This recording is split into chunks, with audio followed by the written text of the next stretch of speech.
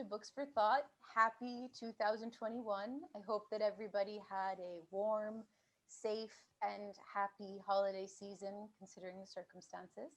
We've got a special treat today. We're here with Dr. Beverley Skeggs from Lancaster University, who's going to share with us a little bit her experiences in terms of sociology, and she's going to speak with us about two books that she recommends we read if we're interested in learning more about this field. So Beverley, thank you very much for joining us today. Just wondering, how you've gotten through this COVID and sort of crazy season. Everything all right over there at Lancaster? Well, we are living on Plague Island. You may not want that. No, I'm safely in lockdown. Lancaster's a relatively safe place compared to the rest of the country. I think just being super careful. Great. Good to hear. So Bev, thinking about students interested in sociology, I was wondering if you could tell us maybe a little bit about yourself and why you chose to study this field. Well, I didn't really choose initially. I was training to be a nursery nurse. I hadn't done very well at school because I wasn't really interested in anything that was being taught. I was quite naughty. And I thought I'd train as a nursery nurse instead, which is very typical of working class women to go into looking after children. But the teachers found me a bit troublesome. I was always asking questions like, why are we doing this? Why is this happening this way? Why should we be doing that? Should we be doing that? And they said, well, why don't you go off and do sociology? And so I left nursery nursing and did my A-levels in 1 year very quickly. Wow. And specialised in sociology with politics and psychology. And I loved it. It started explaining things to me. So I'm very curious. And I think that's what you have to be a good sociology student. I always want to know how things work. And so for me, sociology started unpacking lots of ways of understanding the world. And I realized there isn't just one, there's lots of ways of understanding. And sociology offers that. It gives you a really broad perspective or different perspectives. And that's what I still love. I still love finding things that open my eyes to what's happening that I haven't previously understood. Wow.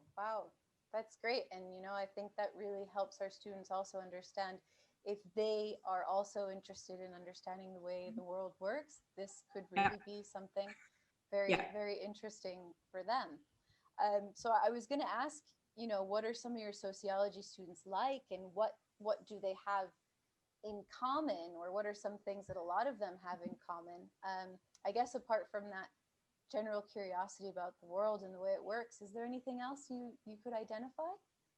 I do think curiosity is the absolute essential ingredient, and really wanting to understand about different parts of the world. So our students are quite diverse, and they range from those who want to understand big global topics, climate change, capitalism, global politics, geopolitics, who want to understand big scale things, to those who are more, I'd say, locally or individually focused. So we have lots who want to, and I teach a course on identity, and they want to understand how they exist in the world.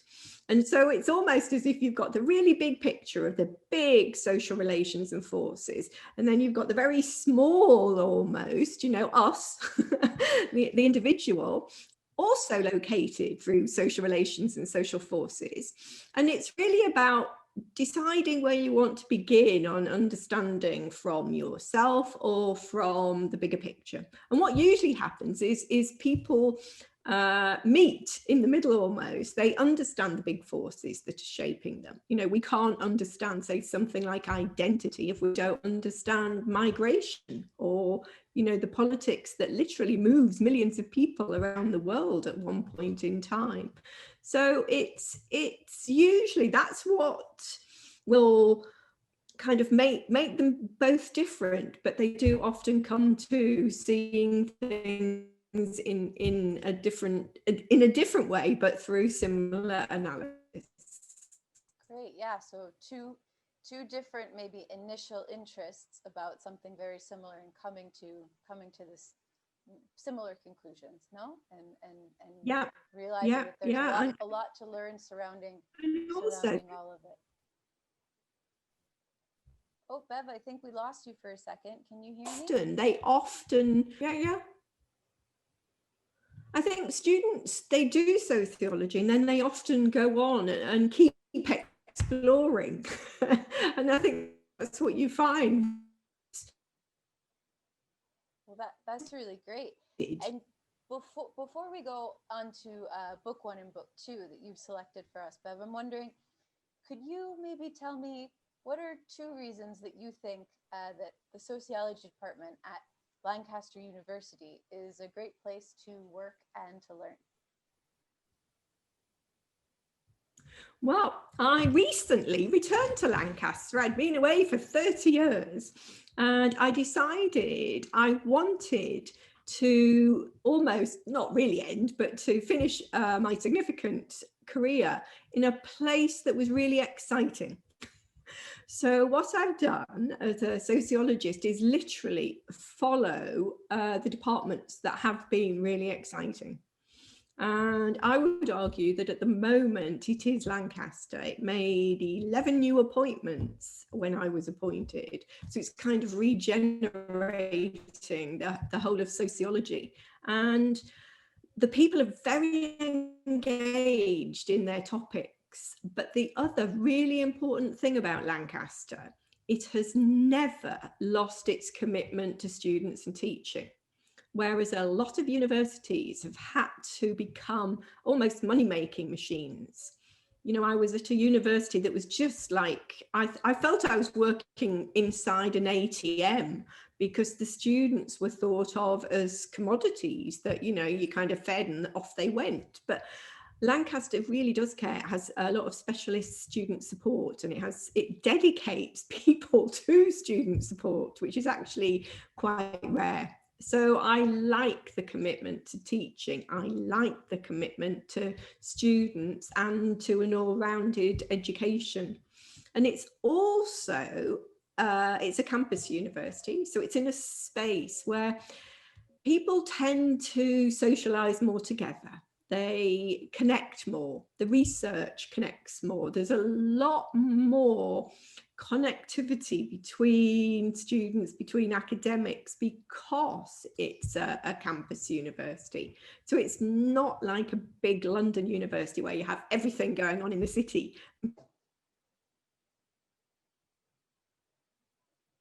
First, it's much more connected, and I think you learn a lot more that way because you're talking to people across different disciplines all the time. Wow. Yeah. So really, the fact that you have such varied and strong synergies, even if you're not in a massive city like London, still allows students focusing on sociology to explore everything they need to. It's still all at their fingertips, and that focus on teaching, and that's really great. Well, I hope our students will keep that in mind. And if you're ready, let's move on to book 1.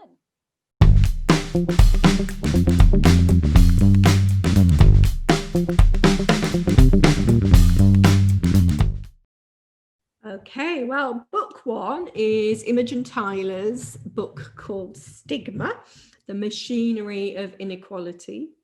And I think it's one of the best books that's been published for a long time. And I think that's because of its range. It's able to move from very personal stories about people in the local area and their tattoos, how they live, how they deal with inequality, into histories of why particular forms of inequality take shape, and then also into how this works, how different systems are what Imogen calls the machinery of inequality, the machinery that almost brands people with particular sorts of values that's very difficult to break away from. And she looks at different groups and how they experience this. And then the other thing I should say is Imogen Tyler is the head of department of sociology at Lancaster. She is a superb head of department. She's both an incredible public intellectual who is also engaged in revising the curriculum with school children as well as university students, and who always amazingly has time for people. She's quite an incredible person, actually, and I would put her in my top academics in the world. Wow. The other thing I think for your students is that it's readable. It's a very easily readable book. It's easy to get into. She connects to people. And she's able to kind of pull examples out really well. So it's a good read. I read it all in one go. I was captivated. Well, that's fantastic. And I'm sure the students will be happy to hear that it's not a difficult read. So, what was fascinating about this for you in terms of, someone who is very experimented and experienced within this field? What did you learn from it? What did you come out of this experience saying, wow, that's fascinating, and that's something new for me? Or what did it make you reflect upon a little bit more? It certainly alerted me to quite a lot of historical information. And we need to remember that history is very important to sociology, because sociology studies the social relations of the now, but we need to understand where they came from. So I had no idea that Lancaster, this small, beautiful town in the northwest of England, was a massive slave trading port. I had no idea how significant it was. So I learned a lot about that and how much that impacted on the local culture. So the stories of these two major families who were both involved in the slave trade that shaped Lancaster's history.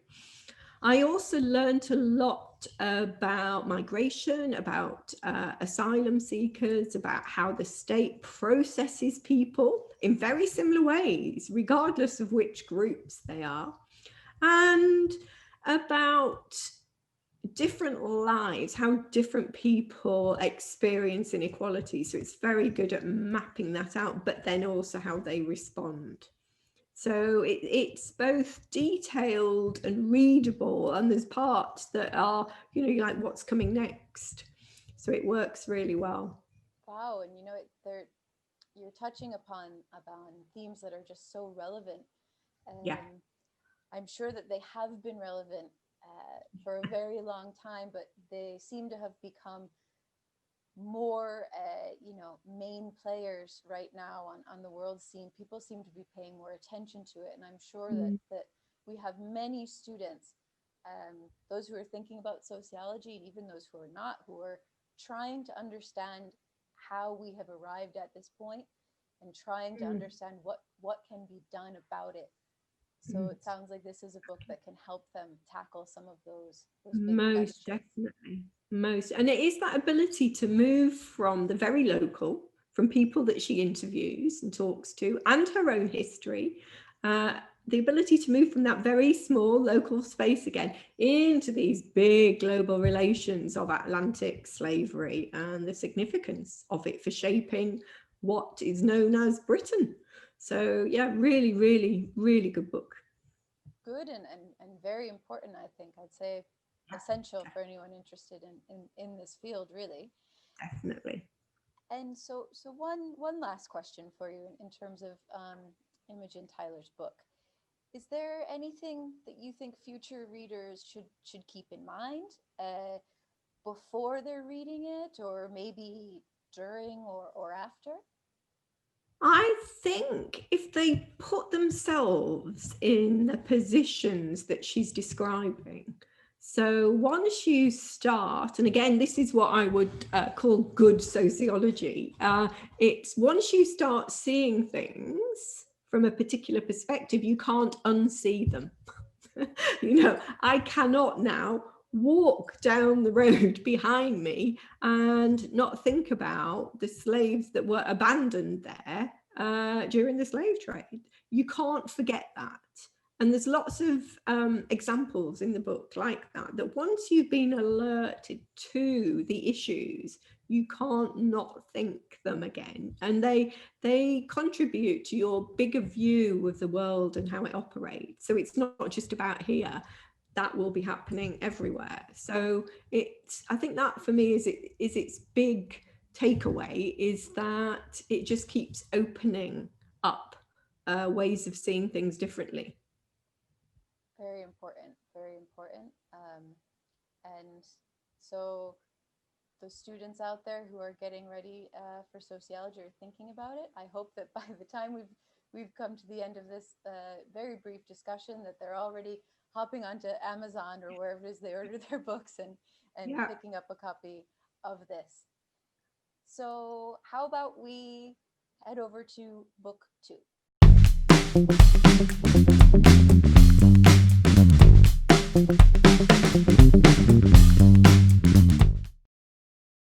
So book 2 is a fictional novel, and it was written by Barbara Kingsolver. It's the Poisonwood Bible. I think this is probably a book that many of our readers have heard of, although I'm not too sure most of them have read it. So could you tell us a little bit what this book is about? Where is it taking place? When is it taking place? And maybe, why is that relevant in terms of the story? Yeah, I was thinking about how to summarize it, because again, it's very extensive, but it takes place in the 1960s in the Congo. And it's about an American family led by the father, who is going to, and making his whole family go to live in the Congo, in the jungle, because he wants to convert the Congolese to Christianity. So it's about the story of a missionary family. And it begins in Georgia in the US and follows them through. And again, it's just so evocative. I knew nothing about the Congo, hardly anything at all. In fact, it's called Zaire. And how you hear things on the news and you think, oh yeah, is that it? Is that the person? Oh, yeah. Yeah, exactly. And then it almost unfolds all these different stories. So it's narrated by the mother and the 4 daughters, who have radically different perspectives on being dragged into the jungle. You learn a huge amount about animals. You learn a huge amount about survival, the significance of snakes, the significance of medicine. But you also learn a lot about the background. So it's a big scale novel, because halfway through, and it's a long novel, halfway through, we suddenly see the significance of the CIA. We see the significance of the history of Belgian colonialism, which was incredibly brutal. We see the significance of the diamond trade in the Congo and Africa. And we see the opening out of revolutionary politics. So Patrice Lumumba was an absolute key figure in African politics that the Americans felt they had to squash and kill, and paid to do so. So it's these stories of real personal life, what it feels like to, avoid snakes, or to have things in trees above you, or to have to learn to use a bow and arrow. These different stories, or in one case, one of the daughters who's totally invested in American femininity, you know, how she can possibly live without all her deodorant, makeup, jewelry and everything like that. So it's comedy in parts, it's quite funny in parts, but it's also tragic, which is of course often the best literature, that kind of comedy and tragedy together that's unfolding. So I loved it because I learned so much in a way that's easy. So it's not like reading this, you know, incredibly difficult history of Africa and colonialism.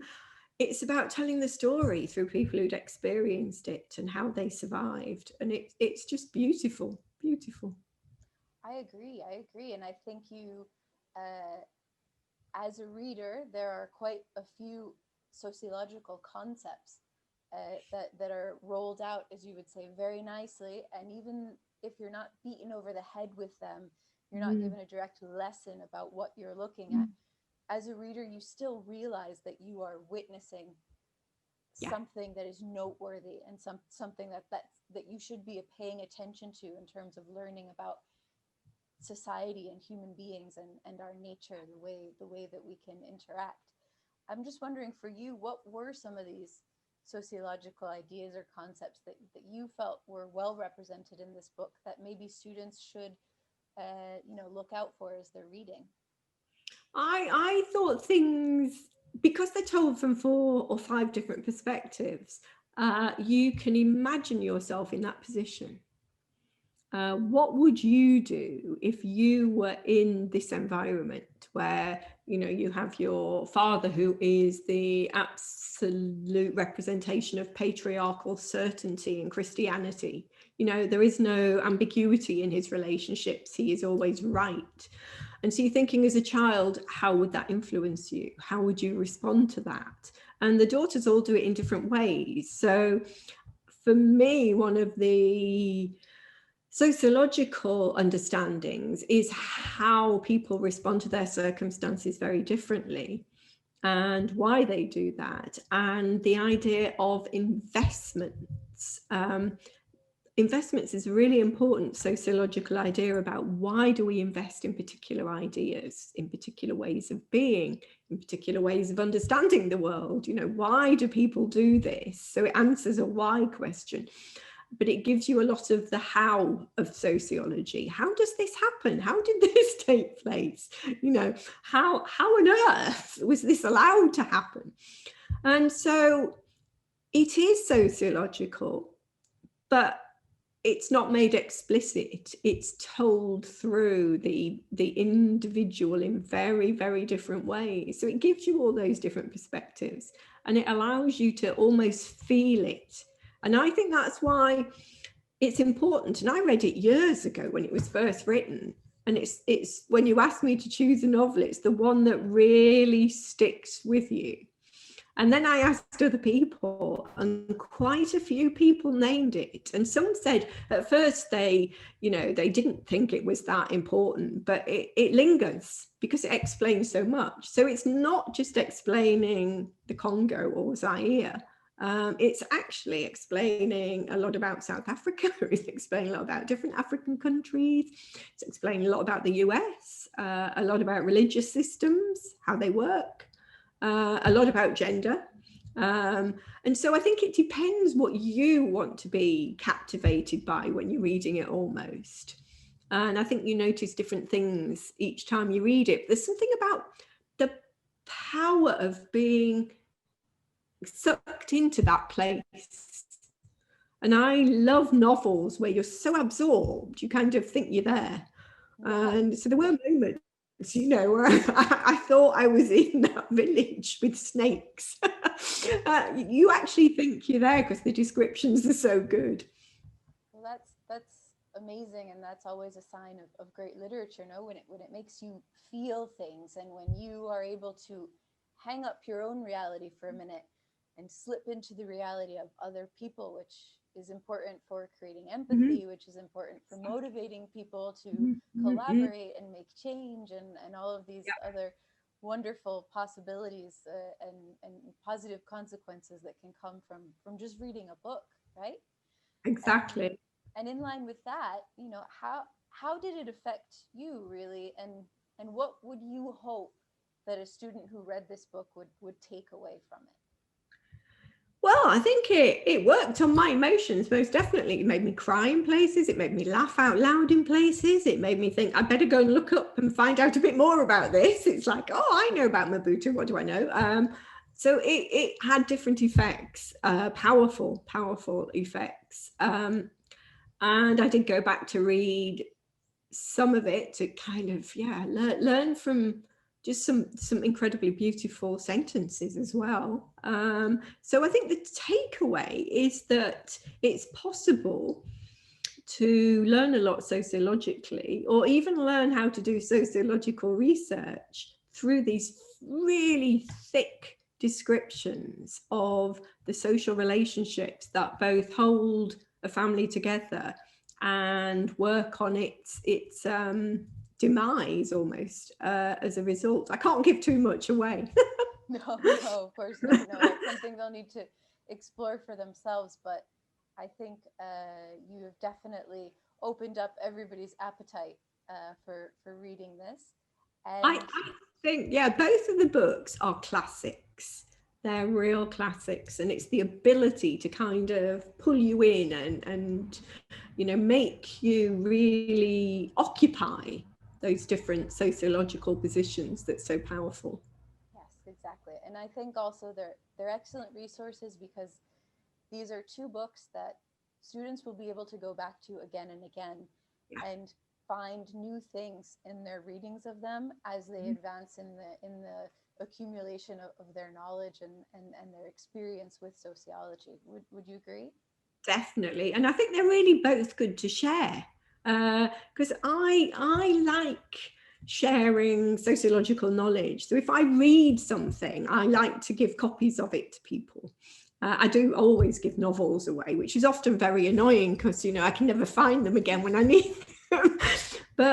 And then you talk to other people about them. And so with both of these books, you could have a really good conversation with your friends about, well, what would you have done? How would you have approached that? Oh, have you seen that? So, they're very social books in a sense, because they enable you to discuss things, and they both give you, really strong explanations of why things are happening, but they also allow you to question where you would be in that process. Exactly. And they're not they're not I am right books. I hate I am right books.